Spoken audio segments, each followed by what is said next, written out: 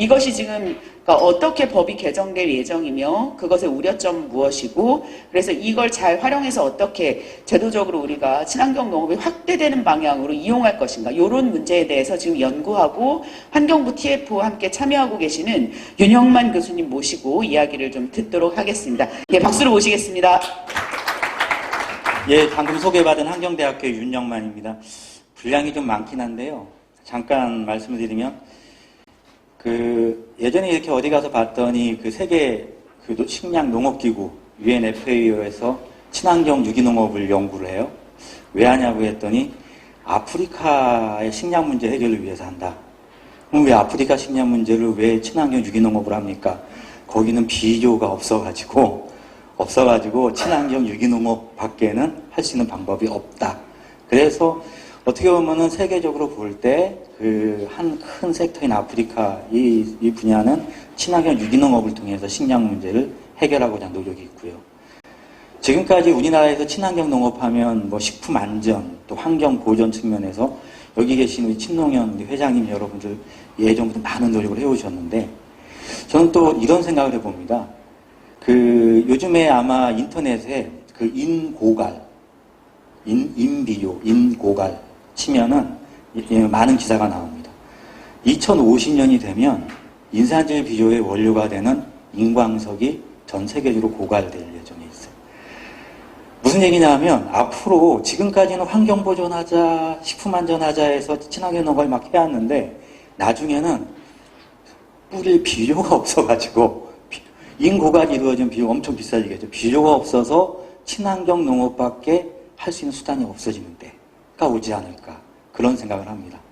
그래서 어떻게 보면 국가의 지속가능 발전 이렇게 얘기하는데 농업 분야가 앞으로 우리나라도 2050년, 2060년, 2100년 우리 후속 세대까지 간다면은 우리나라의 농업의 가장 중심 기술은 친환경 농업이 우리나라의 먹거리를 살리는 중심. 그게 이제 관행농업으로 거의 자리에 잡지 않을까 하는 생각을 해봅니다. 그래서 여기 계신 분들과 함께 저도 이 분야에 대해서 많은 관심을 가지고 있고요. 근데 이제 이러한 어떤 과정에서 아까 좀 전에 이렇게 소개를 하셨는데 지역 단위 양분관리 제도 도입을 추진하려고 하고 있는데 제가 오늘 말씀드리고 싶은 것은 이 양분관리 제도를 환경부가 원래 규제기관이다 보니까 사전에 많은 공청회나 토론회를 잘 거치지 않고 제도를 그냥 뻥 띄운 다음에 나중에 반반이나 문제가 나오면 하나하나 덮고 해결해가는 방식으로 제도 도입을 많이 추진합니다. 그러다 보니까 어떤 면에서는 이제 우리가 대응할 수 있는 여지도 없이 제도를 받아들여야 되는 그런 형태가 오기도 하고요. 그럼 좀 화가 좀 나고 하는데 또 그렇게 내용이 없다 보니까 이 제도에 대해서 이제 잘못 인식하는 경우도 있고요. 그래서 제가 오늘 여기 계신 친농연 우리 회장단 여러분께 말씀드리고 싶은 건 이 제도가 가지고 오는 내용이 어떤 것이고 그리고 우리가 여기서 어떤 기회가 있고 또 어떤 방식으로 대응을 해야 될지 그 부분에 대해서 저의 어떤 의견과 또 그동안 많이 노력해왔던 내용을 좀 덧붙여서 설명을 드리고자 합니다. 먼저 배경 및 현황을 보시면 글씨가 많이 깨지네 이게 글씨가 깨졌네요. 이게 우리나라 OECD 농업환경 지표인데요. 여기 보시면 이게 우리나라예요. 제일 이게 빨갛게 박스 쳐놓은 곳이 OECD 농업환경 지표는 어떤 걸 의미하냐 하면 우리가 농경지에 비료 성분을 투입하게 되면 작물이 이용하지 못하고 수계나 대기로 유출되는 양분량을 지표로 삼고 있습니다. 결국 우리나라가 지금 질소 같은 경우는 전 세계 1위입니다. 양분 수지가. 바로 농업활동에서 대기 및 수계로 유출되는 양분이 1등이다 하는 거죠. 그래서 환경부는 이제 이런 지표를 우리가 좀 줄여야겠다 하는 얘기를 좀 하고 있고요. 그런데 이게 단순히 양분관리 제도가 하나의 양분관리를 하겠다는 것보다는 다른 제도와 많이 연계가 돼 있어요.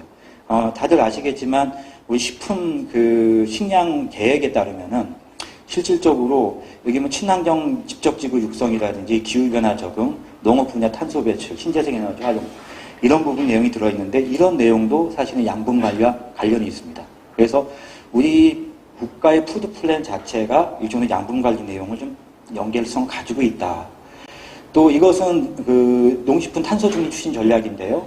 이 전략 내용에 보면 2030년까지 거의 농업 분야 온실가스 배출량을 30% 감축해야 되는 상황인데 여기 보시면 질소 비료 저감, 농경지 투입 분유량 저감, 그리고 이런 에너지 이용. 전체 한 500만 톤을 감축하는 데 있어가지고 거의 이 숫자로 보시면 가축분뇨 이용이나 농경지 양분 투입 저감 약 160만 톤, 26만 톤. 거의 대부분의 내용이 비료와 관련된, 가축분야 관련 내용으로 이루어져 있습니다. 그래서 기본적으로 이런 부분의 내용을 가져갈 수밖에 없는 상황이고요. 또 이건 2019년에서 20년에 그 농특위에서 나온 자료인데 농특위에서는 지역자원 기반의 경치순환농을 활성화하겠다 하는 부분을 이렇게 냅니다. 내는데 이 내용에 보시면은 토양 양분관리 제도를 도입하겠다는 내용이 들어있어요. 결국은 양분관리 제도 이거 보니까 경치순환농업과도 관련이 있습니다. 관련이 있고요. 이것은 그 물환경 관리 관련해가지고 2016년에 그 환경부에서 내온 10년 단위 기본계획입니다. 이 기본계획 2025년까지 목표로 하고 있는데 여기도 양분관리 제도가 들어있어요. 예.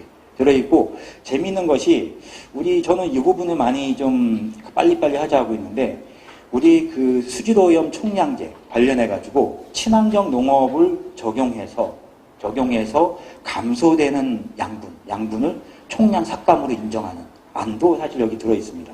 이거 굉장히 환영할 만한 사안인데요. 이건 이제 예를 들면 제가 안성 살고 있는데 안성의 친환경 농업을 통해서 수질의 배출의 총량이 저감되면 그 저감만큼 안성시가 공장을 짓거나 오뚜기 공장을 짓거나 추가적인 배출 시설을 지을 수 있는 상황입니다. 그러면 우리 농업에 대한 지원을 좀 확대할 수 있는 부분이고 결국은 물환경 관리에서도 양분관리 제도가 관련이 있고요. 가축분뇨 퇴액비 관리 강화. 축산 분야에서는 축산인들이 많이 반대하고 했었는데 퇴액비 부수도 관리 잘못하고 하면은 이제 그 과태료를 물고 있습니다. 최대 1,000만 원까지 내고 있고요. 또 경기 지역 저희 친환경 농업안에 하는 경기 지역은 악취 민원 굉장히 문제가 많고요. 그래서 이런 악취 발생이나 퇴비 부습도 관리 이 부분도 양분관리 제도와 관련이 있습니다. 최근에 녹조 대책에 그 양분관리가 포함이 되어 있어요. 여기 그림 잠깐 보시면은 지역에 작물이 먹을 수 있는 양분이 있고 지역에 양분이 공급되는 양이 있는데 일반적으로 양분 공급량이 더 많아요. 많으면은 우리가 양분 공급량을 줄이든지 아니면 작물 생산량을 높이든지 아니면 가축분뇨 고체연료라든지 다른 방식으로 대체적인 양분의 유출 통로를 만들어주든지 이런 식으로 하겠다는 게 이제 양분관리 내용이거든요. 자, 그래서 결국은 이런 형태의 또 보면은 녹조 관리에도 관련이 있고 최근에는 가축분뇨법을 개정해가지고 국가 종합계획을 수립하면서 여기에 양분 투입 현황 관리에 대한 사항을 이렇게 세우도록 이렇게 하고 있습니다. 이거 그 축산단체에서는 이 부분에 대한 반발을 지금 많이 하고 있는 상황이고요. 문제는 왜 양분관리 제도를 가축분뇨법에서 하냐? 이게 지금 주요 사안인데 이러한 형태로 진행이 되고 있습니다. 국외 사항인데요. 제가 나중에 한번 보시는데 국외는 이렇게 사육두수를 직접 제한하고 있어요. 그래서 가축을 키우려면 일정의 농경지를 확보해야지만 가축을 키울 수가 있는 거죠. 이게 국외랑 우리나라랑 사항이 조금 틀린 게 우리나라는 축산농가 따로 경정농가 따로 그래서 축산과 경정이 분리돼서 이렇게 전업화되어 있는 상황이지만 유럽 같은 경우는 축산농가에서 밀농사도 짓고 옥수농사도 짓고 축산과 경정이 같이 함께 이루어져 있거든요. 그러니까 유럽의 경우는 그 축산농가가 경정을 같이 하니까 너 똥 뿌릴 면적을 확보하지 않으면은 너 가축 키우지 마. 이게 좀 가능해지는데 우리는 축산농가 따로 경정농가가 따로 있으니까 축산농가한테 그런 강제하기가 좀 어렵죠. 예. 그렇지만 유럽 같은 경우는 이미 사육두수 규제를 하고 있는 상황에 있고요. 또 이 이외에도 다양한 양분 규제를 사실 외국이 하고 있습니다. 제가 이렇게 이건 이제 네덜란드 상황인데 이건 가축분뇨 배출권. 가축 키우는 사람들이 분뇨를 배출하려면 일정 쿼터를 좀 받아야 되는 이런 상황도 있고 돼지 가금류 같은 경우는 일종 사육권을 해가지고 사육권을 사야지만 이렇게 하도록 하고 있고 그래서 이렇게 시간이 없으니까 빨리 넘기는데 뭐 이러한 식으로 우리나라와 농업 여건이 비슷한 네덜란드의 경우에는 뭐 이렇게 다양한 또 가축분뇨 은행제도에서 가축분뇨를 유통할 때 은행에 이 전체 유통량을 등록해가지고 지역의 또 순환, 다른 타지 순환까지 하는 이런 형태로 하고 있고요. 예. 그래서 제가 이렇게 국내의 다양한 정책 사례와 외국 사례를 간단히 소개해드린 것은 양분관리 제도를 우리가 무조건 반대할 수 있을까 하는 생각을 한번 해보자 하는 취지에서 앞에 넣었습니다. 결국 제 생각은 양분관리 제도는 일정 정도 우리가 받아들일 수밖에 없고 언젠가는 진행이 돼야 될 그러한 제도의 특성을 가지고 있고 앞에서 봤을 때 우리나라 식량 계약이라든지 뭐 탄소 중립과도 관련이 있고 다양한 가축분뇨, 수질 환경 또 이런 다양한 외국은 또 사육특수 규제까지 하고 있는 이러한 상황이기 때문에 양분관리 제도를 우리가 무조건 반대하기는 어려운 상황에 있다 하는 걸 좀 제 사견입니다 말씀을 드립니다. 그러면 이게 추진 경과인데 양분관리 제도가 언제부터 추진됐냐? 이걸 제가 말씀드리고 싶은 게 2004년부터 됐어요. 2004년에 이제 농식품과 환경부가 합동으로 가축분뇨 관리용 종합대책을 세웁니다. 여기서 그 이후에 쭉 이제 용역 수기 다양하게 수립되면서 현재에 이르고 있는데요. 제가 사실 참여한 건 이제 2016년에 했던 17년에 했던 용역이랑 최근에 했던 이 용역에 제가 참여해가지고 사실은 여러분께 말씀드리면 들어가가지고 환경부랑 무지하게 싸웠어요. 이렇게 하면 안 된다. 규제로 가면 안 된다. 이것은 지원 중심으로 가야지 규제 가면 안 된다.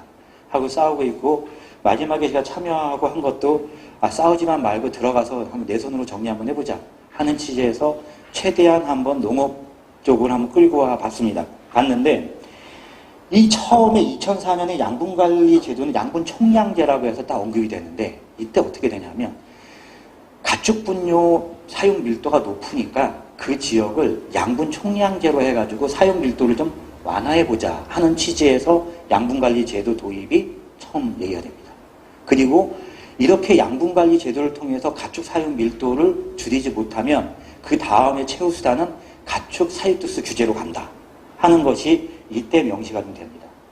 그래서 환경부가 양분관리 제도를 통해서 자꾸 규제를 하려고 하는 규제 성격을 자꾸 부서다 보니까 늦는데 아니다. 2004년도에 명시가 돼 있다. 양분관리 제도는 규제 중심이 아니고 이건 사용 밀도를 완화하려는 정책이고 그 이후에 규제를 하는 거다. 이렇게 하면서 얘기가 진행됐죠. 근데 가축분뇨에서 이렇게 처음에 관리 대책의 양분관리 제도가 쭉 진행이 됐는데 2005년, 2015년 여기에다 용역이 이루어지다 보니까 축산단체에서 이제 물귀신 작전이죠. 가축분뇨만 양분이냐, 화학비료도 양분이다. 유기질 비료도 양분이다. 그렇게 해서 왜 가축분뇨 양분만 가지고 문제를 하면 양분관리 제도를 만들려면 화학비료, 유기질 비료 다 포함해서 해라. 이런 식으로 해서 판이 커집니다. 이게 판이 커지니까 이 전체 제도 도입을 하는 데 있어가지고 굉장히 어려움이 많아요. 그러니까 농식품부도 참여를 해야 되고 화학비료뿐만이 아니라 무기질 비료죠. 유기질 비료, 퇴액비 이게 다 포함이 돼버리는 거죠. 예. 그래서 최근에는 일단 가축분뇨 분야에서만 환경부가 먼저 양분관리 제도를 한번 시행을 하자 하는 식으로 좀 생각을 바꿔서 하다 보니까 가축분뇨법에서 현재 진행이 이루어지게 되었습니다. 그러면 기존에 있는 이 우리나라 양분관리를 해야 되는 문제점이 뭐냐? 근데 저희 친환경 농업을 해야 되는 문제점이기도 하죠. 옆에 보시면은 축산. 우리가 경축순환 농업이라고 하면은 기본적으로 경종에서 나온 사료를 가축에 먹이고 가축에서 나온 분뇨를 경종에 넣는 거예요. 이게 순환이 이루어져야 되는데 문제는 축산의 경우 거의 돼지가 먹는 배합사료는 한 75% 수입합니다. 그러면은 가축에서 나오는 분뇨는 뭐예요? 외국에서 수입된 질소인입니다. 근데 이게 해마다 이렇게 들어오고 있는 거죠. 그러면 우리나라 농업 형태가, 농업 환경이 있으면 이 안에서 순환이 잘 이루어지고 적정량으로 들어와야 되는데 이렇게 들어오는 게 맞냐. 두 번째, 경종은 그러면 뭐 축산을 나무랄 바가 없습니다. 경종은 여기 쓰고 있는 무기질 비료 전부 다 수입입니다. 예. 아까 말씀드린 인산질, 그럼에도 인산질 비료는 2050년 되면 거의 고갈 상황 가게 되고요. 그러면 우리가 기존의 경축순환 농업하면 단순한 경종과 축산을 순환하는 이 경축순환 농업 이것이 이 개념으로는 우리나라의 농업 구조가 외부로부터 무기질 비료 엄청 들어오죠. 수입사죠. 엄청 들어오죠. 이것은 맞지 않다는 거죠. 그러면 지역 자원에 기반해가지고 이 안에 적정하게 순환할 수 있는 이 수준을 잡고 이 수준 안으로 양분을 적정 투입하자 하는 게 이 양분관리 제도의 기본 취지가 됩니다. 그래서 저는 기본적으로는 이 안에서 아까 잠깐 우려했던 부분이 있는데 우리 친환경 농업에서 쓰는 부숙 탭이 이 양을 줄이거나 하는 것을 기본 방안을 삼고 있지 않습니다. 있지는 않고 기본적으로 퇴비를 잘 부숙되게 만드는 과정에서도 양분이 줄어들거든요. 그렇기 때문에 1차적으로는 부숙된 퇴비를 생산해라 하는 것까지가 양분관리 제도에 들어가는 형태로 이렇게 갈 예정이고 이 적정 수준이 얼마냐 하는 것은 시군 지자체마다 다 틀려요. 예, 그래서 이것을 어떻게 잡고 산출하고 평가할 것이냐 하는 게 이제 하나의 큰 숙제였습니다. 그럼 양분관리 제도의 이게 위치가 어떻게 되냐? 한번 우리가 생각해 볼 필요가 있는데, 우리가 기존의 관행농업에서 이제 위생 좀 강한 게 이제 GAP죠. GAP고, 이걸 우리가 좀 더 경제적으로 하자 하는 게 정밀농업이에요. 정밀농업에서, 우리가 여기 센서 받고 해가지고, 우리 좀 이렇게 노동력 절감하자. 스마트 농업입니다. 실질적으로 기존 관행농업은 정밀농업 기반의 어떤 농업 형태가, 스마트 팜도 사실은 관행농업의 한 형태이죠. 여기에 환경 보전이나 기후 변화에 대응해서 나오는 농업이 이제 기후 스마트 농업, 그 다음에 우리가 친환경 농업이나 저탄소 농업이 있습니다. 기본적으로 저탄소 인증도 어때요? 친환경 인증을 받거나 GAP 인증을 받아야지 받을 수 있어요. 있는데 그러면 양분 관리는 우리가 하나의 농업 기술이 아닙니다. 농업 기술이 아니라 이 환경 보전과 기후 변화에 대응하는 데 있어서 전체의 배경이 되는 하나의 체계가 양분관리 체계로 들어가는 것이죠. 예. 그래서 만약에 양분관리 체계가 잘못 들어가면 어때요? 이 바둑판 위에서 있는 친환경 농업, 저탄소 농업, 기후 스마트 농업 이 전체가 영향을 받게 됩니다. 왜냐하면 이 하나의 판때기니까. 예. 그래서 어떻게 보면은 이 양분관리 기반이라는 이 천하의 바둑판을 우리가 잘 깔 필요는 있습니다. 깔 필요는 있고 하나의 이게 기술이라기보다는 하나의 큰 배경이자 하나의 판이다. 이렇게 자리를 우리가 매김할 수 있습니다. 그래서 기존에 있는 관념적인 형태의 경수순환이 아니라 우리가 좀 더 구체적이고 기술적인 형태로 접근하는 게 양분관리 방향이다.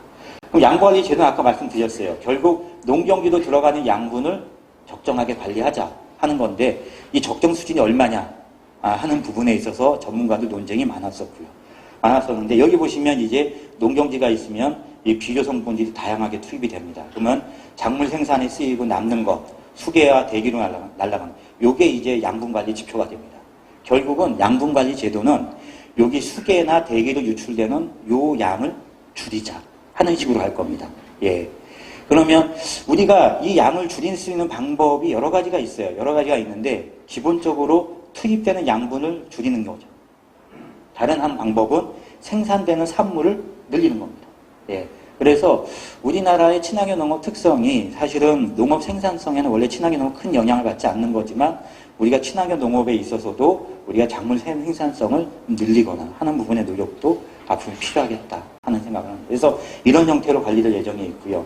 관리 대상은 전체 비료 성분이 전부 다 관리 대상으로 들어오게 되고 아까 말씀드렸듯이 무기질 비료 쪽에서는 이제 우리 가축 분뇨 너무 많지 않냐 이거부터 주여라. 축산하시는 분들은 우리 축산 이거 먹고 사는데 이거부터 화학 비료 줘야 되지 않냐 이렇게 얘기를 하죠. 그래서 이 판을 자꾸 그 무기질 비료 업계랑 축산인 또는 또 유기질 비료, 유박 비료 이거 많이 쓰는 이거 친환경 농업인들이 많이 쓰십니다. 유기농업 하시는 분들이 하는데 유기질 비료 이거 줄이면 우리 농사 어떻게 짓냐 이렇게 해서 다양한 이해관계가 사실 엮여 있습니다. 그래서 이 부분을 이렇게 이해관계 안에서 어떤 상충되는 싸움으로 가기보다는 이것을 지원 중심으로 해서 문제를 해결해 가자 하는 것이 이제 제가 계속 주장하고 내용에 담는 방향이고요. 그래서 제가 볼 때는 앞으로도 우리가 그렇게 노력을 해 가야 될 것 같습니다. 양분 지역을 이제 심각 지역, 경계 지역 일종의 지표를 만들어 가지고 이렇게 나눴어요. 나눠서 기본적으로 심각 지역을 우선적으로 관리할 예정이고요. 그런데 이 심각 지역은 양분 수지 유출량이 엄청 많은 지역입니다. 많은 지역이고 저희 경기도 같은 경우 제가 지금 살고 있는 안성이 엄청납니다. 예.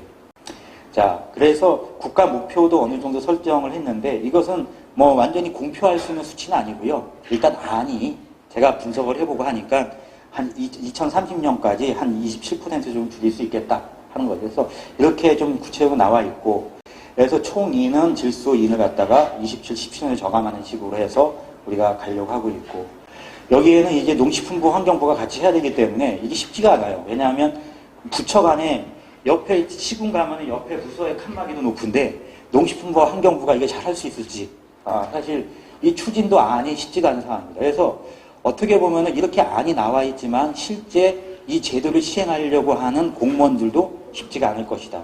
그래서 이런 다양한 어떤 조직 체계 내로 진행이 될 예정이고요. 자, 그럼 어떤 사업이 추진될 거냐? 보시면 이제 아까 말씀드린 게 이게 규제로 가지 않고 이게 지원으로 가려면 농업인들이 실천할 수 있는 다양한 사업이 있어야 하고요. 그 사업에 따라서 정부에서 열심히 하십시오 하는 다양한 지원금이 필요합니다.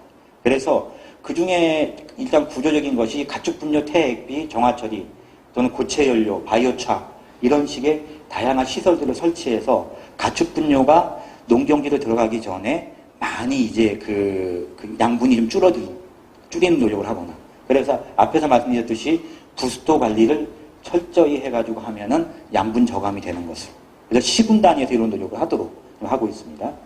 그 밑에 사육두수나 십이장 감소 있는데 이 내용 보시면은 친환경 유기농업 인증을 확대한다든지, 그럼 어떻게 돼요? 그만큼 농경지에 들어가는 투입 양분이 줄어들죠. 그러니까 친환경 농업 확대도 이 양분 저감, 그 양분 관리 안에 포함이 돼 있고, 또 농업환경 보존 프로그램이라고 있습니다. 이 농업환경 보존 프로그램은 마을 단위 지원 사업인데 이걸 하게 되면은 다양한 양분 저감 노력을 정말 양분 삭감으로 반영할 수 있도록 되어 있습니다. 그 위에 경정 부분, 이제 양분 산출량을 늘리는 부분에서는 우리가 녹비작물 재배, 사료작물 재배 또는 곰포 사일리지나 사일리, 그 작물 부산물을 별도로 이렇게 우리가 이용하는 거죠. 연료나 사료로.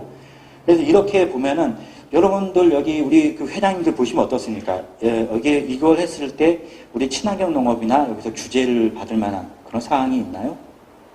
특별히 그런 사항은 좀 포함이 안 돼 있습니다. 근데 이 노력을 일단 규제적으로 하지 않고 시군 자체가 계획을 세워서 자체 실천해가는 형태로 일단 추진할 계획입니다. 그래서 지금 제가 생각하는 건 이런 형태로 환경부에 제안을 하고 이렇게 가야 된다. 이래야지만 우리 농업이 산다. 환경 관리하자고 농업은 죽일 수 없다. 뭐 이런 식의 논리를 계속 폈고, 이것을 환경부에서 이 내용을 그대로 받아들일지 또는 다른 또 용역을 통해서 어떻게 바꿀지는 또 모르겠습니다. 그렇지만 저는 이렇게 추진돼야 된다 생각을 하고, 이렇게 가도록 우리 그 친환경 농업 친농연에서도 많은 제안과 요구를 해야 될 것 같습니다. 그러면 효과를 보면은 이걸 이 정도 하고 나면 효과가 우리가 1등에서 저기 한 베트남 정도 수준 비슷하게 나옵니다. 그래서 좀 이렇게 떨어지게 되고요. 또 아까 말씀드린 온실가스 감축 효과 약 170만 톤 정도 감축 효과가 있어요. 이건 우리 경정 분야가 약 우리 연간 지금 2018년도 기준이 약 2,100만 톤 정도가 온실가스 배출됐는데 경정 분야가 한 1,000만 톤 됩니다. 1,000만 톤 되는데 그러면 170만 톤이면 한 17% 정도. 양분 관리를 통해서 친환경적인 농업을 우리가 하게 되면 이렇게 줄일 수 있다 하는 거죠. 그럼 경기도의 상황을 좀 보겠습니다. 경기도 화학비료 사용량 보면은 실질적으로 전남 지역이 제일 높고 경기 지역은 실제 전체 국토 내에서 8% 정도. 실제 화학비료 측면에서 보면은 경기도는 양분 관리 측면에서는 조금 괜찮습니다. 이렇게 전체 수치로 봤을 때. 가축분뇨 보니까 어때요? 한우군은 전체 한 9.7%인데 젖소가 40%가 있어요. 40%, 돼지 17%. 그러니까 젖소, 돼지, 다고리가 굉장히 많아요. 한우 같은 경우는 한 마리가 하루에 한 13.7kg 쌉니다. 그런데 젖소 같은 경우는 하루에 한 35kg 싸요. 그래서 실질적으로 이 젖소 부분에 대해서 이게 굉장히 경기도 심각한, 그러니까 가축 분뇨 관리 측면에서는 경기도가 심각합니다. 그래서 어떻게 보면은 양분 관리 제도와 도입에 있어가지고 가장 두려워하는, 경기도에서 두려워하는 그룹은 축산인들, 특히 낙농하시는 분들.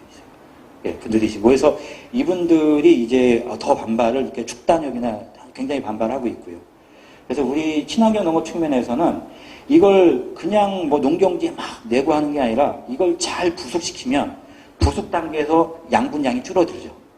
예, 줄어들면 그것을 양분 저감 활동으로 인정을 해주도록 하고 있습니다. 그러면 그렇게 잘 부속되면은 우리 친환경 측면에서는 우리가 잘 갖다 쓰는 방향. 그래서 농경지도에 들어가는 비료 살포량을 바로 줄이는 게 아니라 일단 우리가 지원 중심에서 감축할 수 있는 구조적인 측면에서 먼저 감축을 해보고 그 이후에 수단을 더 마련해가는 방식이 될 수 있습니다. 그래서 지금 시작은 한번 이렇게 해보자고 있고요. 아까 경기도가 가축 분뇨 이런데 화학 비좀 8% 정도 했었죠. 문제는 31개 지자체가 있는데 그 중에 경기도 한 10개 지자체는 읍면이 없어요. 농업을 거의 안 하고 거의 상위 10개 정도의 경기가 몰려 있습니다. 우리가 8%지만 화학 비료, 무기질 비료도 거의 여기서 뿌려주고 있는 거죠. 예. 전라도 지역은 전체 지역이 다 농경지인데 우리는 이렇단 말이죠. 그러니까 화학 비료 문제도 따지고 보면 경기도가 쉽지가 않다. 예. 이런 상황이고 가축 분뇨, 우리 안성 1등입니다. 예. 제가 안성에 학교를 두고 여기 살고 있는데 안성 이거 들고 시장에 쫓아가려고요. 안성 가축 분뇨 빨리 대응 세워야 됩니다. 그래서 그렇고 가축 분뇨도 어때요? 전체 중에서 한 10개 지자체에 밀집되어 있습니다. 그래서 가축 분뇨는 이거 우리가 대응을 빨리 해야 되는 상황이고요. 그러면 실질적으로 그 친환경 농업인들, 친환경 농업은 아직까지는 직접적으로 큰 문제가 예상되기보다는 이러한 어떤 양분 관리 제도 내에서 우리가 친환경 농업을 어떻게 좀 더 확산시켜 갈 것인가에 대한 고민을 좀 할 필요가 있다 하는 생각이 듭니다. 경기도 우리가 우선적으로 해야 되는 상황이고요. 그럼 아까 말씀드렸듯이 지금 우리가 좀 정부에 요구하고 해야 될 게 아까 환경부에서 얘기한 수질오염 총량, 그 물환경관리 기본계획 2025년까지 해야 되는데 아직도 환경부 안 하고 있는 게 이거예요. 기존에 수질오염 총량 개념이 뭐냐 하면 기존에 배출이 이만큼 되고 있는데 나중에 종료연도에는 여기까지 감축을 해야 되는, 수계로 유출되는 양분을 감축해야 되는 게 총량 관리 개념인데, 그럼 여기서 만약에 추가적으로 요만큼 더 감축을 했어요. 그러면 요만큼 여정만큼은 우리가 삭감량으로 인정해서 다른 그 배출시설, 산업시설 더 지을 수 있게 해주거든. 그런데 아까 물환경관리 기본계에서 얘기한 건 뭐냐면 친환경 농업을 해가지고 추가 삭감을 하면은 이걸 더 인정해주겠다는 거예요. 그러면 이 삭감량을 인정받는 만큼 지자체에서는 친환경 농업인들의 육성을 위해서 지원할 수 있는 여력이 더 생기는 거죠. 그렇기 때문에 우리가 먼저 좀 노력할 거 양분관리와 함께 우리가 수질오염 총량 관리와 연계해가지고 친환경 농업에서 삭감되는 비점 오염원을 수질오염 총량으로 인정해달라 하는 요구를 해야 됩니다. 정부에다가. 이것만 돼도 우리가 지자체에서 친환경 농업인들이 지원을 받고 할 수 있는 기본적인 그 배경, 그 충분한 취지가 성립이 되죠. 그래서 앞으로 이런 식으로 우리가 가는 것이 하나의 기회다. 예. 그 두 번째, 탄소 중립과 관련해서는 기존에 앞에서 말씀드렸습니다만 기본적인 대부분의 빨간 활동들이 전부 다 친환경, 적게는 큰 무기까지는 아니더라도 관련이 있습니다. 그래서 이런 부분들을 우리가 빨리 친환경 농업인들이 친환경 농업만 하는 게 아니라 저탄소 인증 확대해 가야 돼요. 그래서 제가 좀 이렇게 김상기 회장님 계시는데 경기도에 하려고 하는 건 우리 시군 단위로 이 삭감량을 시군 단위로 다 묶어가지고 이거 한꺼번에 거래하자. 삼성전자하고 거래해가지고 거기서 나온 수익금은 친환경 농업인들이 다시 분배하고 이런 식의 사업을 앞으로 가야 된다. 그래서 이게 하나의 양분관리에 함께 갈 수 있는 분야죠. 그 다음은 이제 죄송합니다. 이건 저희 탄소 중립이 아니라 이건 양분관리 사업이 대부분이 이렇게 있고 탄소 중립 아까 말씀드렸듯이 우리가 이렇게 가야 되고요. 그래서 보면은 아까 말씀드렸듯이 우리가 지속가능 농업이라 그러면 지속가능 발전 여러분들 많이 보셨을 거예요. 세계의 원 안에 공통적으로 포함. 그러니까 사회, 경제, 환경을 옛날에는 경제만 앞서 생각했죠. 옛날에 저기 울산에 있는 산업단지 만들었을 때 박정희 대통령이 딱 가서 그 앞에 비문 저기 설립 그 문이 있죠. 저 하늘로 뻗어나가는 저 새까만 저 연기는 굴뚝에 나온 새까만 연기는 비약적으로 발전하는 우리 대한민국의 발전상이다 라고 했던 때가 있었어요. 지금은 새까만 연기 나가면은 난리가 나죠. 예. 세대가 이렇게 바뀌었어요. 그래서 이제 그 지속가능 발전 이런 개념을 하는데 이것은 이제 일반적인 개념이고 앞으로 농업에서의 친환경 농업은 바로 사회 경제가 이 안에 포괄되는 형태로 가게 될 것이다. 그래서 지금은 이제 뭐 GAP 있고 뭐 이렇게 있지만 앞으로 친환경 우리 농업이 앞으로 갈 길은 이 전체 집합이 바로 친환경 농업이다. 이렇게 앞으로 가게 될 것이다. 라는 생각을 하게 됩니다. 그래서 가축분열 처리 체계도 우리가 양분 관리를 하게 되면은 여기서 자원회수에서 질소인을 회수한다든지 고체 연료를 한다든지 농경기로 가지 않는 다양한 기술들이 나와 있는 상황에 있고요. 기존에 있는 그 경제순환 농업도 이제 친환경 농업 기술뿐만이 아니라 다양한 양분 삭감 기술, 저탄소 농업 기술, 이런 경제순환 농업 기술 이것이 다 맞물려서 우리가 집적단지, 친환경 집적단지 이런 식으로 가야 되고 각각의 사업들은 전부 다 지금 어떤 국가적인 지원 사업이 있는 사업들입니다. 그래서 이런 지원 체계 안에서 양분 관리를 하고 친환경 농업이 접목돼서 더 확장해 갈 수 있는 이러한 기회를 앞으로 만들어 가겠다 생각합니다. 그래서 다양한 여러 가지 말씀 좀 드렸는데 이건 이제 세부적으로 포함된 내용이에요. 그래서 최종적으로 정리 말씀드리면 어떻습니까? 그 양분 관리 제도가 지금 현재 제도 요 정도 안이 어떻게 보면 친환경 농업에 악영향을 줄까? 아니면 새로운 기회를 줄까? 저는 일단 제가 생각하는 방향은 이렇게 가야 된다고 생각을 하고 있고 또 최종환경부에서 시행을 만약에 할 때에는 지금까지는 많이 싸웠으니까 또 제가 싸움꾼이 됐습니다. 이것 때문에 싸우고 할 텐데 그러면 우리 그 친환경 농업하는 우리 회장님 농업인들은 어때요? 제가 볼 때는 이 양분 관리가 하나의 큰 바둑판이 깔리는 만큼 이 안에서 어떻게 친환경 농업이 더 지원을 확대하고 우리가 확산시킬 수 있어요. 이 방향성이 일단 친환경 쪽에 맞춰진 겁니다. 양분 관리 제도는. 맞춰진 거기 때문에 이 안에서 우리가 새로운 기회를 더 잡아갈 수 있는 이런 건의를 좀 많이 해야겠다. 이 과정에서 좀 제일 우려되는 것이 이제 축산인들과의 마찰이에요. 마찰인데 그 축산에서도 노력을 많이 해야 됩니다. 하고 해야 되는데 너무 축산인들과 지역에서 싸우지 마시고 태피만 잘 만들어도 그래도 그러면 된다. 이 정도 선에서 정리하시고 가야 될 것 같습니다. 여기 질문 받도록 하겠습니다. 네, 혹시 관련해서 질문 있으신 분들 계신가요? 아직 사실 이런 얘기를 저희는 처음 접합니다. 그러니까 늘 접할 수 있는 얘기가 아니라 이게 향후에 우리 친환경 농업인들한테 어떻게 확 다가오게 될지 알 수 없는데 지금 환경부에서 이영만 교수님께서는 이게 경축순환 농업의 확대라든지 아니면 바이오가스 확대라든지 바이오시스템 확대라든지 그런 부분으로 긍정적으로 활용돼야 된다라고 계속 주장하시면서 이렇게 싸우고 계시는데 저의 친환경 농업인 연합회의 입장에서는 환경부가 시행하는 거고 가축분뇨법이 가축과 관련된 건데 농림부에서 관장하지 않아요. 환경부가 관장합니다. 환경부의 그 특징은 그러니까 물 오염 총량제, 경기도 얼마, 총량 얼마, 오염 총량 경상북도 오염 총량제 때려갖고 그거대로 안에 규제하고 그다음에 없애버리고 못하게 하고 그러니까 이런 방식이거든요. 친환경 농업법이 97년도에 제정됐을 때 우리는 정말 육성하고 좋아지는 거라고 생각했지만 지금 하다 보면 계속 이거 하지마, 이거 쓰지마, 저거 쓰지마, 검사하고 또 검사하고 잔류농약이 나왔어 결국은 포기하게 인증 정지시켜 취소시켜 계속 이러잖아요. 저는 인증법도 가정 중심으로 가야 된다고 계속 우리가 주장해서 그걸 조금씩 바꿔가고 있는데 이것이 또 하나의 환경부가 농림부에서도 하는 것도 아니고 환경부니 규제 대상으로만 삼게 될까봐 너무 걱정입니다. 간신히 육성법 이렇게 과정 중심으로 만들고 있는 와중에 이것이 또다시 우리를 규제하는 하나의 큰 장애가 될까봐 매우 걱정이 되고, 그렇게 되지 않도록 지금 이제 윤영환 교수님께서는 계속 지금 환경부랑 싸우면서 얘기를 만들고 계신데요.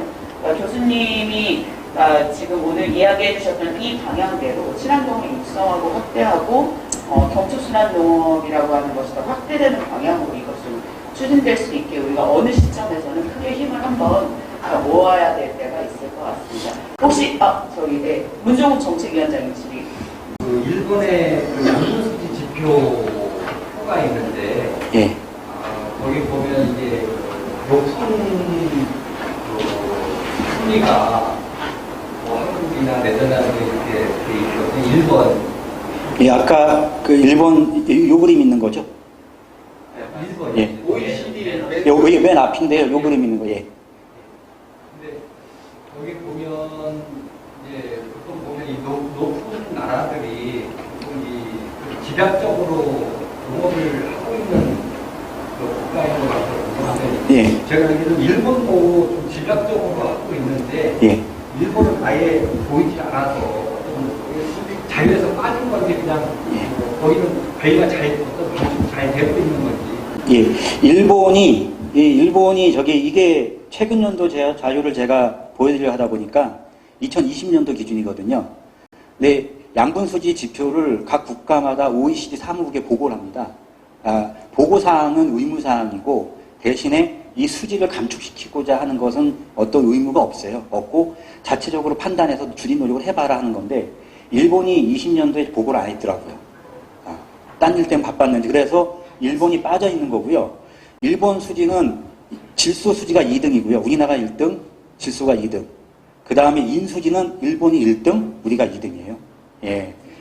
그래서 그런데 이제 일본이 인수지가 인유출량이 많게 평가되는 게, 이건 약간 학술적인 부분인데, 우리나라는 주로 만약에 그 토양 이렇게 배우시면 우리 화강암질 토양, 그 일본은 제주도랑 비슷한 현무암질 토양인데, 이 제주도나 현무암질 토양이 인산 고정 능력이 엄청 크거든요. 그러니까 인산을 100을 주면 우리는 작물이 한 20 먹는다 치면 일본은 한 10밖에 못 먹어요.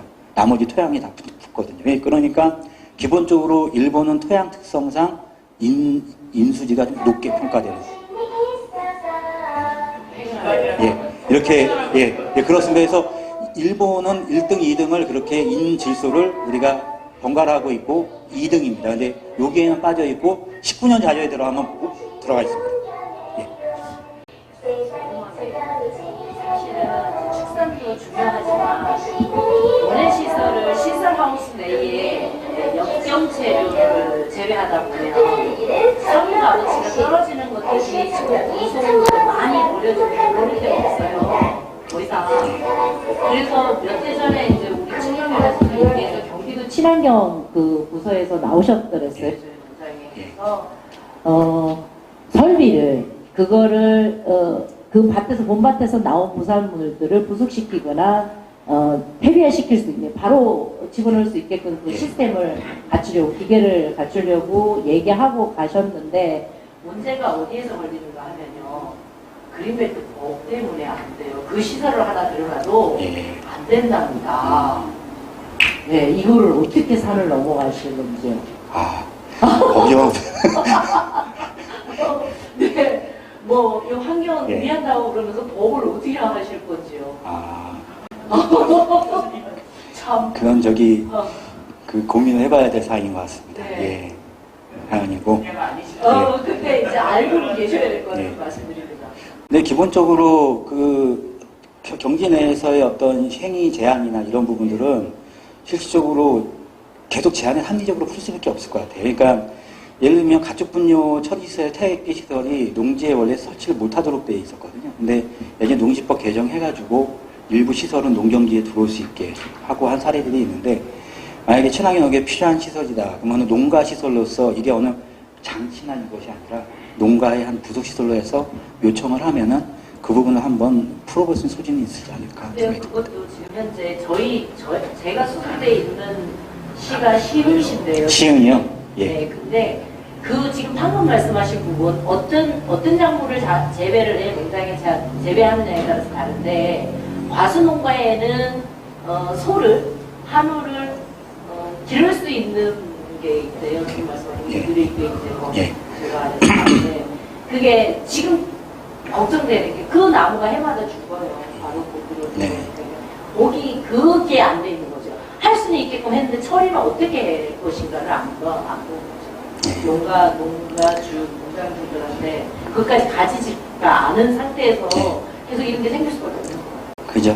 네. 제가 오늘 이렇게 강의 요청을 받고 사실은 좀 약간 민감한 자격이고 해가지고 고민을 좀 많이 했는데 그건 아니고 뭐 하니까 이거 들고 가서 환경부에 따지시면 안 됩니다. 네. 저도 안 되고요. 제가 하나 좀 또 추가 좀 말씀을 드리면 아까 그 부분보다는 여기 이 활동 중에서 환경부의 고민이 있어요. 그러니까 이 제도를 추진하는데 농식품부와 환경부가 같이 잘 맞춰서 추진했어야 되는데 사실 농식품부가 야 너네들 잘하나 보자고 약간 뒷짐지고 빠져 있어요. 예, 빠져 있고 농식품부의 비료 담당하는 부서나 회의에 불러서 오면은 가만히 한마디 안 듣고 그냥 갑니다. 예, 저는 좀 마음이 아프죠. 한마디씩 하고 오히려 적극적으로 해가지고 제도가 제대로 가게 좀 해야지. 뭐 하는 거야 속으로 이제 나와서 뒷담화를 좀 합니다. 하고 하는데 여기도 보면은 지원 사업으로 가야 되는데 환경부에서 지원할 수 있는 건 이 중에 구조적 방안밖에 없어요. 그러니까 처리시설 지원하는 사업밖에 없어요. 환경부는 규제부서다 보니까 농가가 뭐 하고 농민이 뭐 한다 해가지고 이거 잘하네 하고 인센티브 줄 수 있는 게 없어요. 예. 그래서 환경부의 기본 개념은 규제를 하는 게 규제를 통해서 총량을 정하거나 해놓고 거기서 총량 초과하면 부담금 걷어가지고 잘하는 농가 주는 거. 이게 이제 규제 방식이거든요. 그래가지고 가축분뇨 양분 총량 제도도 총량을 빼고 양분관리 제도로 바꾼 것도 총량에 들어가면 총량을 초과하는 농가에 부담금이 가게 돼 있는 거죠. 예를 들면 이 농가가 야 비료 얼마 뿌려? 이거 초과했어? 그럼 너 부담금 내. 그럼 이거 갖다가 비료 적게 뿌리는 농가한테 주는 거죠. 자기네들이 줘야지. 이거 뺏어가 여기 주고. 이게 그 환경부의 기본적인 이 제도 운영인데 그래서 총량을 빼고 양분관리 제도로 일단 명칭을 바꾸고 그 부분에서도 사실 의미가 좀 이렇게 있습니다. 그러면 여기서 농가에게 혜택을 주거나 어떤 지원을 줄 수 있는 것은 사실은 아래쪽인데 이게 전부 다 뭐냐 농식품 관련 사업이에요.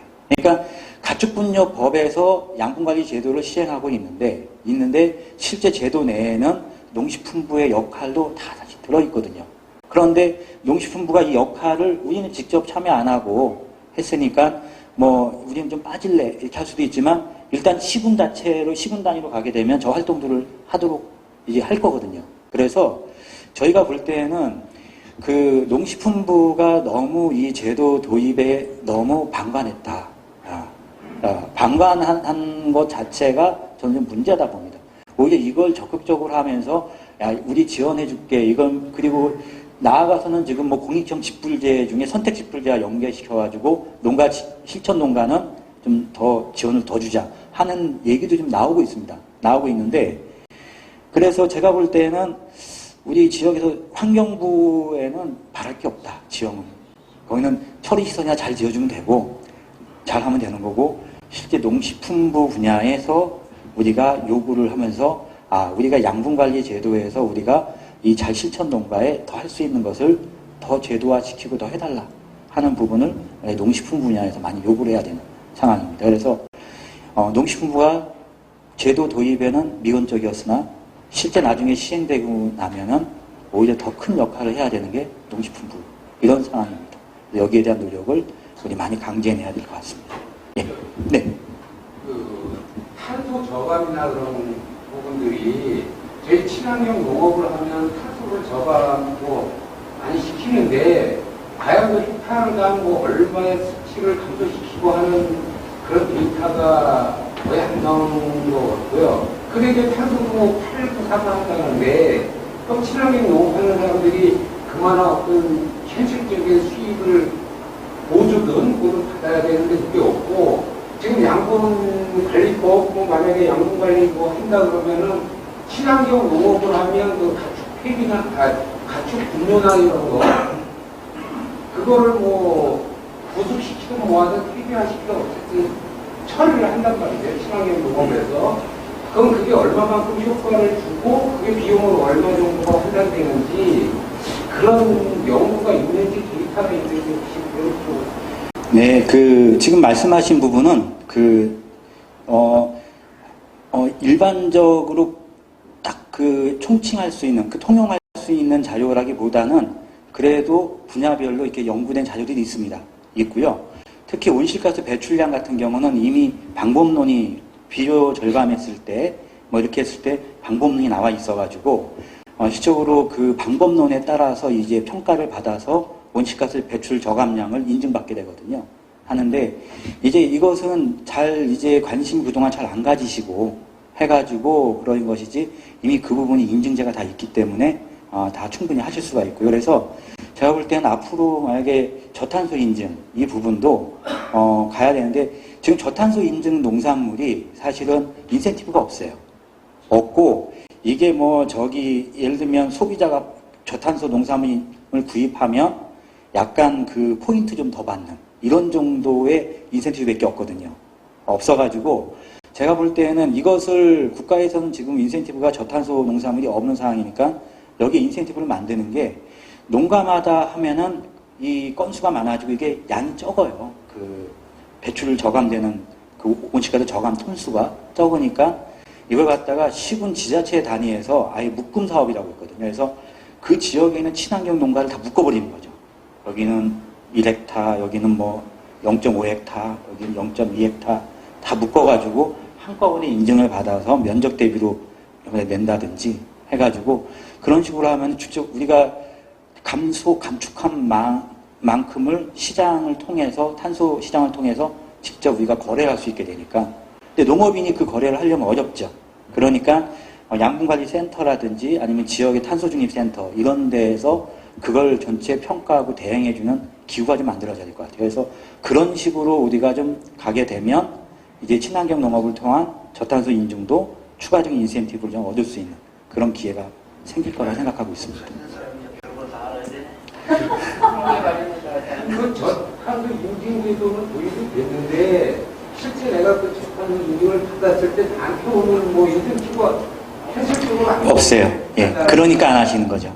그러니까 할 이유도 없고. 예. 지금 이제 한 가지 여쭤보겠습니다. 지금 대기업에서 탄소를 사야 되지 않습니까? 예. 예. 그러면 탄소를 사야 되는데 그게 시점이 언제부터 되는지? 지금 이미 시작됐습니다.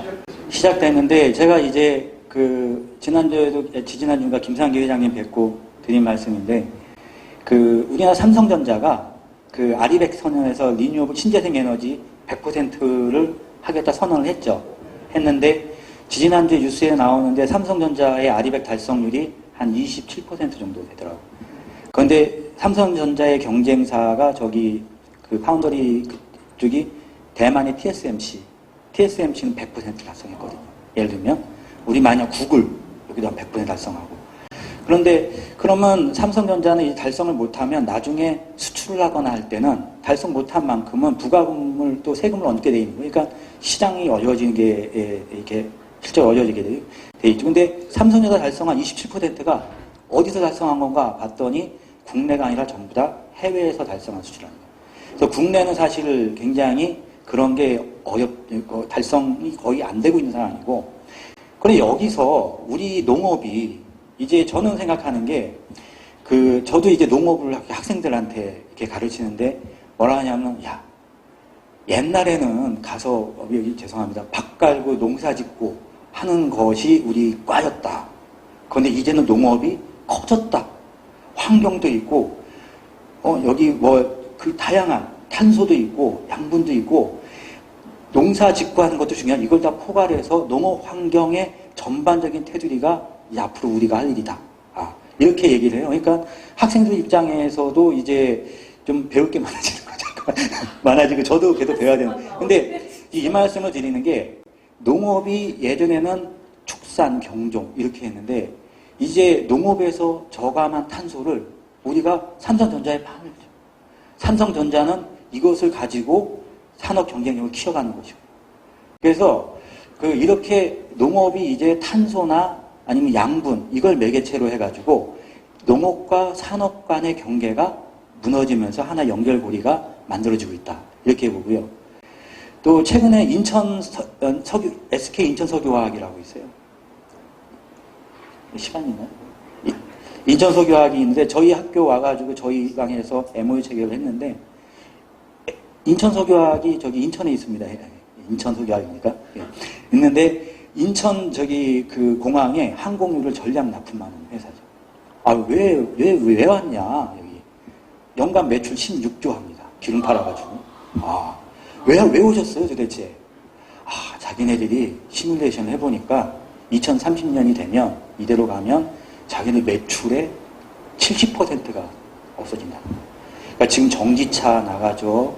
이제 2030년서부터는 이제 내연기관차 안 만든다는 얘기도 있죠. 그래서 기본적으로 탄소 중립 시대로 가게 되면 이제 화석연료 하던 기업들은 이제 점점 매출이 떨어지게 돼요. 그래서 농축산 분야의 기술, 탄소 중립 기술로 한번 우리 회사의 전망을 한번 바라본다 하면서 농축산업 분야 탄소 중립 해가지고 저희 센터랑 이렇게 해가지고 한돈협회랑 해가지고 그렇게 협약을 맺었어요. 그러면은 기존의 정유회사가 한번 이렇게 쳐다도 안 보죠, 농업 분야. 근데 이런 곳이 이제 활로를 위해서 농업 분야를 쳐다보게 되고, 우리 농업 분야는 그런 정유회사도 손을 잡고 가게 되는 거예요. 그래서 앞으로는 이제 그 아까 그 수지되는 총량 저감, 이것도 어떻게 보면 저감되면은 오뚜기 공장이 하나 더 들어오는 겁니다, 지역에. 그럼 오뚜기 공장에서 내는 세금 가지고 우리 농업인들한테 지원할 수 있는 명목이 생기는 거죠. 예. 이렇게 우리 농업이 단순히 농업 안에서만 이제 할 게 아니라 우리가 다른 다양한 산업 분야와 이제 앞으로는 손을 잡고 계속 연결고리를 만들어가는 게 새로운 어떤 활로가 될 것이다. 이렇게 좀 생각을 합니다. 그래서 좀 더 배울 게 많아지죠. 예. 저도 이 직업을 하면서 의사 변호사 했으면 그냥 그 일만 하면 돈 버는데 이게 선생을 해가지고 매년 논문 쓰고 매달 공부하고 그래서 요즘은 직업을 잘못 선택한 게 아닐까 생각합니다. 직업을 잘못 선택하셨어요. 예. 또 질문 있으신가요? 마무리할까요? 네, 하여튼 애써주고 계시는 우리 동지라고 생각하시고 윤호만 교수님께 큰 박수 부탁드리겠습니다.